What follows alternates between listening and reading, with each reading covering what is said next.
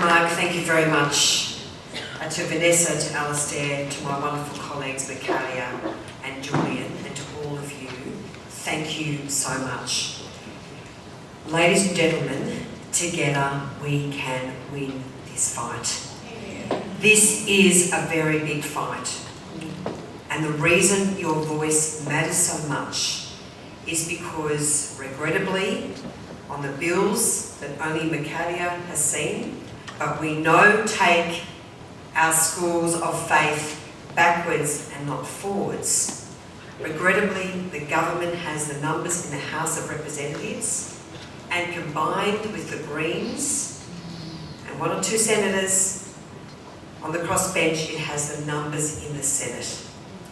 So this government has the capacity to push this legislation through the Parliament, and that is really scary.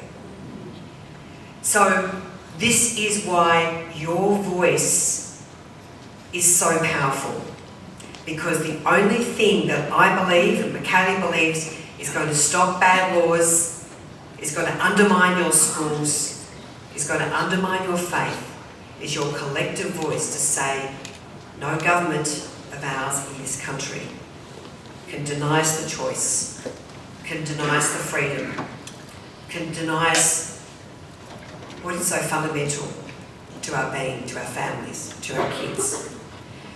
So ladies and gentlemen, the Coalition has faith in your future because your faith matters. And like Michaelia, I was so inspired by the stories that we heard tonight. They were incredible. Millie said the very next branch in this blossoming tree is who she wants to be. Well, I believe that schools of faith, Christian schools and other schools of faith, work so incredibly hard to ensure that every student is part of a blossoming tree.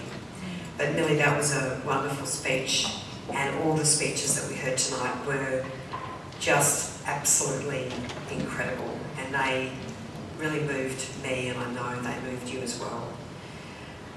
I just want to briefly share with you and also just reiterate the concerns that Michaelia has raised, that since I became the Shadow Minister for Education, the Coalition has been very concerned about the growing attack on non-government schools, schools of faith and independent schools.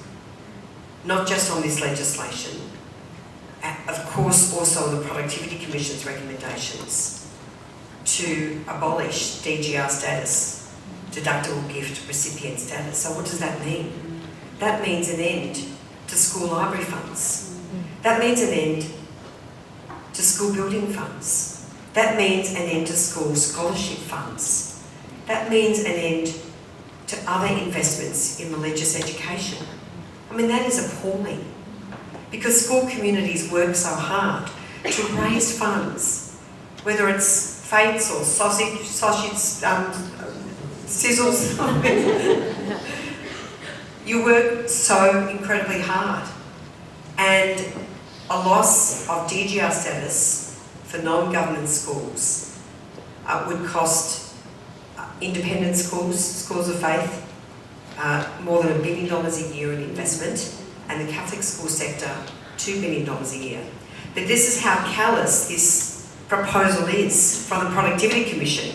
It also affects government schools. There are many government schools that have building funds where parents work really hard to raise money to invest in their school, whether it's maintenance or whether it's a new school building. So we just cannot believe what is happening. And we don't believe this is by coincidence, because we've called on the government to unequivocally give those families who send their child to a non-government school the confidence that their schools are not under attack, and we do not get that assurance.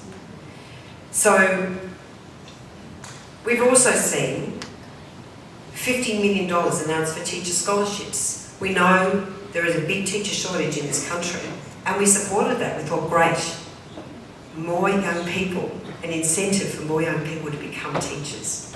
Such a wonderful calling in life, such a noble vocation. But those scholarships, we found out when the details were announced, were only going to student teachers who were going to go to a government school, which is just blatant discrimination. So the bottom line is more than 35% of students attend schools of faith or independent schools in this country. This is founded in the respect that we place in parental choice, in your choice, the choice to believe, the choice to pray, the choice to follow your faith, the choice to provide your children with an education which aligns with your values, the tenets and beliefs of your religion. And I can assure you, ladies and gentlemen, as the Shadow Minister for Education, I've been so proud to fight for higher school standards founded in evidence-based teaching. I've been so proud with my colleagues to fight indoctrination, because the classroom is for education, not indoctrination. I've been so proud to fight division and hatred on our university campuses, and I'm working very closely with Julian, who's doing an amazing job in advocating against anti-Semitism that we are currently seeing, horrific levels of anti-Semitism on university campuses. I am so proud to fight for your freedom, the freedom to follow your faith, and together, on behalf of the Coalition, we are so proud to fight for you. Thank you.